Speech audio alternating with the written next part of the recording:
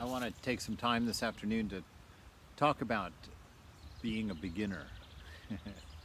Thomas Merton wrote a wonderful book on contemplative prayer, and two things that he said I wanted to read and then kind of launch into a little bit of a talk about them, a discussion of them.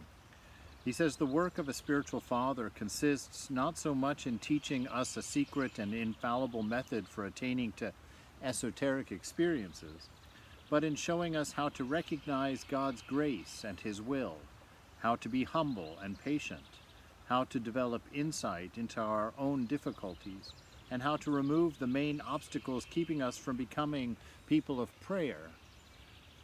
It's a showing us an undoing. He sheds a little bit more light on it when he goes on to say, one cannot begin to face the real difficulties of the life of prayer and meditation unless one is firstly perfectly content to be a beginner and really experience himself as one who knows little or nothing and has a desperate need to learn the bare rudiments. Those who think they know from the beginning will never, in fact, come to know anything. You know, in my first 15 years in the monastery, that was one of the most difficult lessons for me. You know, for 15 years, I was never asked for an opinion. My ideas were never adopted. And, you know, I went through all kinds of tumultuous thinking about that, from being offended to being hurt to being wounded. And in time to just grow to understand that the way to spiritual living is an openness. It's not bothering with opinions that are unnecessary, creating expectations that are not helpful. To come to understand that a teacher is not someone who has studied a lot or who knows a lot of things, but a teacher is someone who has students who come to them to ask for teaching. You know, it's time to develop opinions when others begin to ask for them. It's time to have insight and teaching when people come to you and ask for insight and teaching. It's not something that we have of our own accord. It's a matter of having a life that catches someone's attention, having a character that's worth learning from, having a habit of life that is admirable and worthy of interest.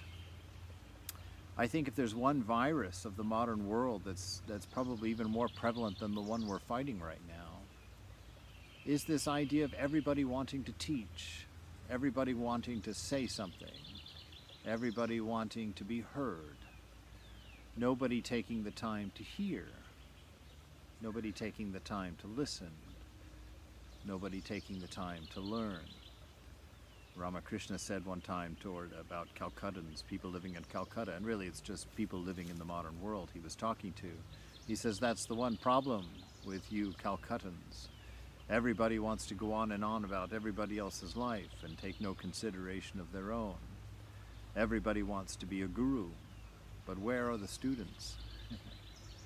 And that's the question. Cultivating that inner quiet is a matter of cultivating that inner humility.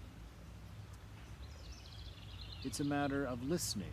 We talk a lot, or we have talked a lot, I guess, in the last few times, about this inner silence, about becoming a giant ear to the divine, being readily available to service, to giving, and to caring. The ego is not a helpful thing. It's not a necessary thing. And you can always tell the ego because it wants to make noise. It wants to stand up and be noticed. It wants to gather the security of being a teacher, the respect of knowing something. And you can see that having an opinion is not an indication of knowing something. Opinions are direct children of egos, and very few of them have any value. So it's better to wait in life. It's better to be quiet, to sit, to hear that inner teaching, that inner voice, to listen and learn from the world around you.